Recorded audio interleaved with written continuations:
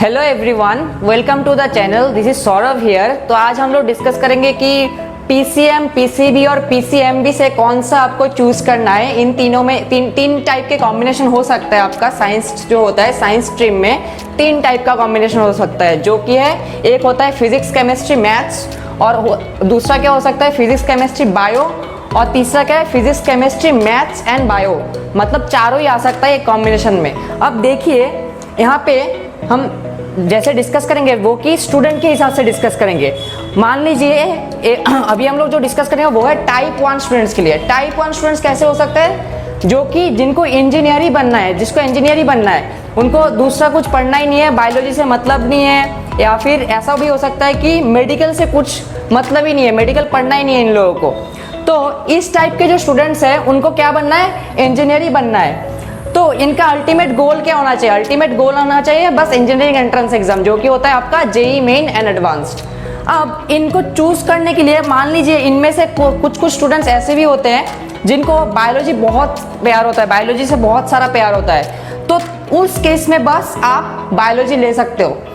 अगर आपके मन में थोड़ा भी चाहते हैं कि मैं कभी भी डॉक्टर बनना चाहता हूँ जिंदगी में, तब आप बायोलॉजी लो, वरना मत लो। बायोलॉजी लो ही मत, बायोलॉजी चूज मत करो।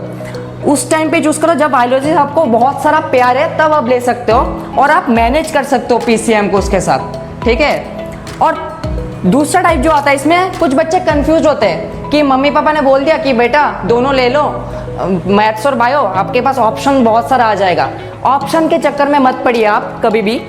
आप ना इसको बायोलॉजी तभी लीजिए जब आपके मन में इच्छा हो कि मुझे पढ़ना है बायोलॉजी, मुझे मज़ा आता है पढ़ने में बायोलॉजी, तब लीजिए इस टाइप के केस में। अगर आपके पास कुछ भी कन्फ्यूजन है कि मन में कन्फ्यूजन हो रहा है कि मैं लूँ या ना लूँ, तब आप मत लीजिए बायो, सिर्फ पीसीएम से ही कंटिन्यू कीजिए। आप पीसीएम ले लीजिए इस टाइप पे। अब इधर क्या होता है कि नॉन इंटरेस्टेड हो कि बायोलॉजी मुझे पसंद ही नहीं है, उस टाइम पे तो सवाल ही नहीं पैदा होता है बायोलॉजी लेने का, बायो लो ही मत उस टाइम पे, सिर्फ पीसीएम ही काम चल जाएगा आपका। पीसीएम पे ही फोकस करो आप टाइम दे पाओगे पीसीएम पे अच्छे से। अब मान लो आपको बायो पढ़ने में मज़ा नहीं आता है, बिल्कुल भी मज़ा नहीं आता है, और आपने बायो ले लिया, लेकिन आपका अल्टीमेट गोल क्या है? जेई है, जेई मेन एंड एडवांस है।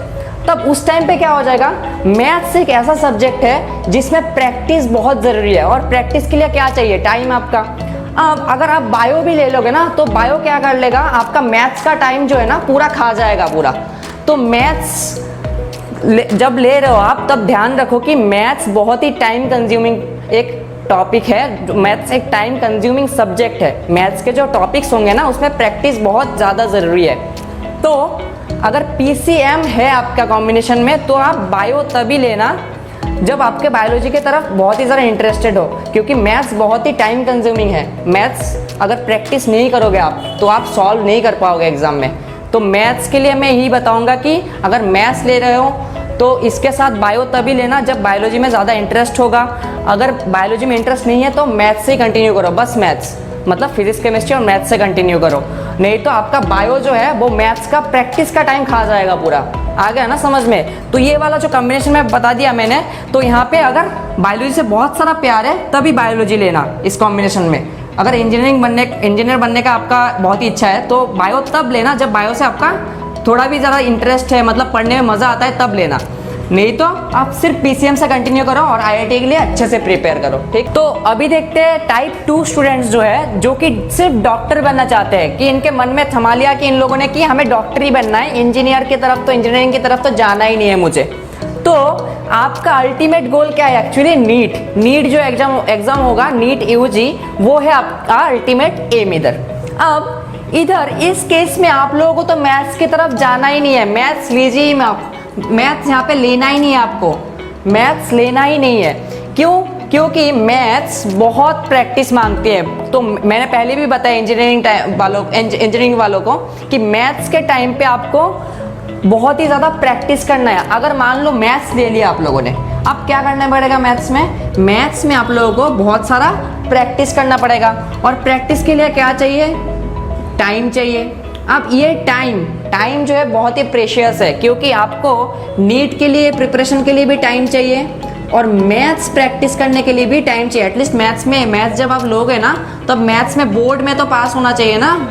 मैथ्स का जो बोर्ड एग्जाम होगा, बोर्ड एग्जाम में भी आपको पास होना है। तो उसके लिए भी आपको बहुत सारा मेहनत करना है, क्योंकि मैथ्स में बोर्ड में अगर पास करना है आपको तब भी बहुत सारा मेहनत करना पड़ेगा आपको इसके पीछे।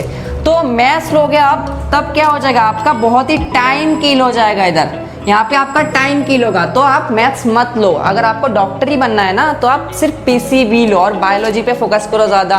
फिर भी फिजिक्स में भी बहुत सारा कैलकुलेशंस होगा, तो उधर भी आपको टाइम देना पड़ेगा।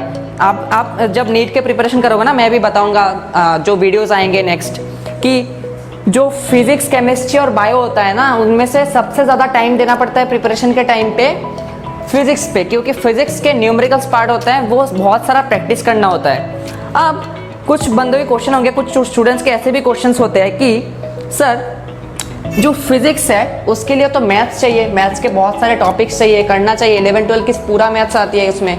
नहीं भाई, ऐसा नहीं है। जो 11-12 से बहुत ही कम टॉपिक्स, बहुत ही कम चुनिंदा टॉपिक्स वो फिजिक्स में काम आती है। मैं बता दूंगा वो सारे कौन से टॉपिक्स है। अगर मेरे चैनल फॉलो करोगे ना तो इसमें मैं बेसिक मैथ्स आपको पूरा करा दूंगा जो फिजिक्स के लिए नीडेड है, ठीक है। तो मैथ्स में कौन सा जरूरी है, बेसिक ट्रिगोनोमेट्री जरूरी होता है आपका, बेसिक ट्रिगो। उसके बाद कौन सा जरूरी होता है आपका, calculus and function, calculus and function, बस इतना कंसेप्ट जरूरी होता है। फंक्शन एंड ग्राफ वाला पार्ट, बस इतना पार्ट ही जरूरी होता है। वो भी ग्राफ वाला आईआईटी लेवल का नहीं जरूरी होता है, बस बेसिक जो होता है, बेसिक जो थ्योरी होता है ग्राफ का, और बेसिक फंक्शन जो होते हैं, फंक्शंस के बेसिक्स थ्योरी। और क्या होता है, कैलकुलस बहुत ही बेसिक, डिफरेंशिएशन और इंटीग्रेशन, बेसिक डिफरेंशिएशन और इंटीग्रेशन का एप्लीकेशन होता है उधर। बस इतना ही आपको पढ़ना है इधर से। तो ये तो हो गया आपका जो डॉक्टर बनना चाहता है उनके बाद। अब कुछ बच्चे कंफ्यूज रहता है कि मुझे कौन सा लेना है, बायो लेना है या फिर मैथ्स लेना है, कि मुझे इंजीनियर बनना है या फिर डॉक्टर बनना है। इनमें ही कंफ्यूज है, कोई श्योरिटी नहीं है कि मुझे इंजीनियर ही बनना है या फिर डॉक्टर ही बनना है। मैं बताऊंगा, आप ना पहले उसके लिए 2 महीना टाइम दो, 3 महीना टाइम दो, दोनों सब्जेक्ट पढ़ो आप। अगर अभी भी आप श्योर नहीं हो कि कौन सा लेना है तो आप टाइम दो, तो आपको धीरे धीरे पता चल जाएगा कि इस पे आपका इंटरेस्ट ग्रो हो रहा है। जिस पे इंटरेस्ट ग्रो हो रहा है ना, आप उसी सब्जेक्ट को लो। 2 सब्जेक्ट मत लो आप। 2 सब्जेक्ट लोगे ना, मैं बताता हूँ क्या होता है। मान लो आप प्रिपरेशन कर रहे हो धीरे धीरे। अब जब प्रिपरेशन कर रहे हो आप, तब क्या होता है कि आपका जो प्रिपरेशन का एक एम रहेगा ना कि मुझे आईआईटी में जाना है या फिर एक नीट में जाना है। नीट मतलब एम्स, या फिर आईआईटी एक साइड हो गया, इंजीनियर बनना है मुझे, और एक क्या होता है कि हमें मेडिकल में जाना है। तब आपका जब एक एम रहेगा ना तो आप इसके लिए जान दे दोगे। आ गया ना समझ में, कि आपका जब एम एक ही होगा तब क्या बोलोगे आप, जान दे देंगे इसके लिए। क्या बात कर रहे हो आप, ठीक है। अब आपका जब 2 एम हो जाएगा तब क्या कर दोगे कि आपका जो एफर्ट है, एफर्ट डिवाइड हो जाएगा 2 साइड में। तब क्या होगा, कुछ भी नहीं हो पाएगा आपका। तो मैं यही सजेस्ट करूंगा कि किसी भी एक सब्जेक्ट के लिए, मतलब एक ही एम के लिए पढ़ो आप, 2 के लिए मत पढ़ो, क्योंकि दोनों में एफर्ट डिवाइड हो जाएगा आपका, टाइम डिवाइड हो जाएगा आपका, तो कोई भी एक हो नहीं पाएगा आपका। तो मेरा सजेशन यही रहेगा, आप पीसीबी या पीसीएम से कोई भी एक ही पढ़ो, 2 नया में मत जाओ तो दोनों डूबेगा। आ गया ना समझ में। तो एक में जाओ और एक में फोड़ दो अच्छे से। अगर दोनों आपने सिलेक्ट कर लिया प्रिपरेशन के टाइम पे ही, तो आपका क्या हो जाएगा कि आप पहले ही हार गए हो, क्योंकि मैंने हार मान लिया कि मेरा तो सिलेक्शन हो ही नहीं सकता किसी में भी, जो मिल गया उसमें पढ़ लेंगे। ऐसा नहीं होता है। आपको कोई भी एक एम सिलेक्ट करना है और उसी में ही जाना है आपको, उसके लिए जान देना है आपको, पूरा मेहनत लगाना है, 2 साल का मेहनत पूरा लगाना है आपको और उसी पे ही जाना है। आ गया ना समझ में।